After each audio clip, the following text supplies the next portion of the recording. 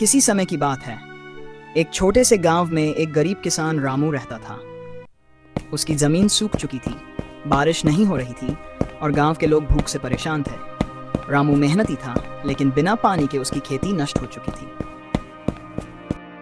हे भगवान, हमारी जमीन बंजर हो चुकी है, न जाने कब बारिश होगी। हमारी फसलें सूख रही हैं, हम क्या करेंगे?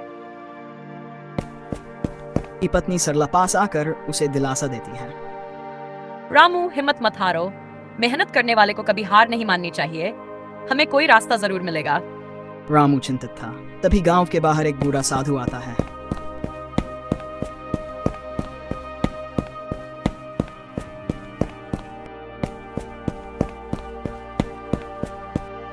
बेटा, मैंने तुम्हारी परेशानी सुनी। अगर तुम सच में मेहनती और नेक दिल हो तो एक जादुई नदी तुम्हारी मदद कर सकती है। जादुई नदी? ये कैसी नदी है? ये कोई साधारण नदी नहीं है। ये केवल उन्हें दिखाई देती है जो सच्चे दिल से उसकी खोज में जाते हैं। अगर तुम इसे ढूंढ सको तो तुम्हारी सारी समस्याएं हल हो जाएंगी। रामू की आंखों में आशा की चमक आ जाती है। महात्मा जी, कृपया मुझे बताइए, मैं इस नदी को कैसे ढूंढ सकता हूँ? उस बड़े पर्वत के पार एक जंगल है। उस जंगल के बीच में ये नदी बहती है। लेकिन याद रखना, यह यात्रा आसान नहीं होगी। तुम्हें कई परीक्षाएं देनी होंगी। मैं हर परीक्षा के लिए तैयार हूँ। मेरी मेहनत और ईमानदारी ही मेरी ताकत है। रामू अपनी यात्रा पर निकलता है। जंगल घना और रहस्यमयी था।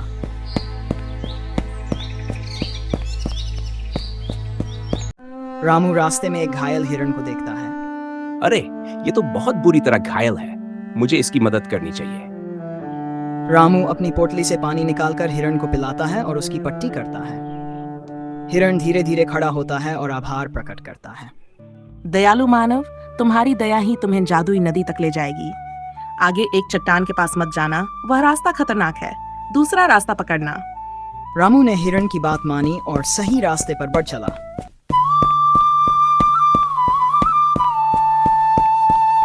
आगे चलकर रामू को एक बूढ़ी औरत मिली जो पानी के लिए तरस रही थी। बेटा, क्या तुम मुझे थोड़ा पानी दे सकते हो? बिल्कुल माता जी, ये लीजिए। जैसे ही बूढ़ी औरत पानी पीती है, वह एक दिव्य देवी में बदल जाती है। रामू, तुम्हारी दया और परोपकार ने तुम्हें इस यात्रा के योग्य बना दिया है। चलते रहो, तुम्हें मंजिल जरूर मिलेगी। रामू फिर आगे बढ़ता है। रामू जंगल के पार पहुंचता है और देखता है कि उसके सामने एक चमकती हुई नदी बह रही है। यह कितनी सुंदर नदी है। इसका पानी सोने जैसा चमक रहा है। जैसे ही रामू पानी लेने के लिए झुकता है, नदी में से एक मछली प्रकट बोलती है। ठहरो रामू, इस नदी का पानी कोई साधारण पानी नहीं है। ये केवल उन्हें मिलता है जो सच में इसके योग्य होते हैं। मुझे ये पानी अपने गांव के लिए चाहिए। लोग भूख और प्यास से मर रहे हैं। क्या तुम ये पानी अपने लिए नहीं ले जाना चाहते? नहीं, मैं इसे अपने गांव के लिए चाहता हूँ। अगर मेरा गांव खुशहाल होगा तो मैं भी खुश रहूंगा। मछली मुस्कुराती है और नदी का एक घड़ा भरकर रामू को देती है। तुम सच्चे दिल वाले हो रामू। अब इस पानी को अपने गांव ले जाओ और इसे अपनी जमीन पर छिड़क दो। तुम्हारी जमीन फिर से हरी भरी हो जाएगी। रामू गांव वापस आता है और जादुई पानी को अपनी जमीन पर छिड़कता है। अचानक सूखी जमीन हरी भरी हो जाती है। फसलें उगने लगती हैं और गांव में खुशहाली लौट आती है। रामू ने हमारी जिंदगी बचा ली। ये सच में एक चमत्कार है। साधु फिर से प्रकट होते हैं। रामू, तुम्हारी मेहनत और दयालुता ने तुम्हें यह उपहार दिलाया है। याद रखना, सच्ची खुशी केवल अपने लिए नहीं बल्कि दूसरों की भलाई में भी होती है। रामू और गांव के लोग साधु को प्रणाम करते हैं।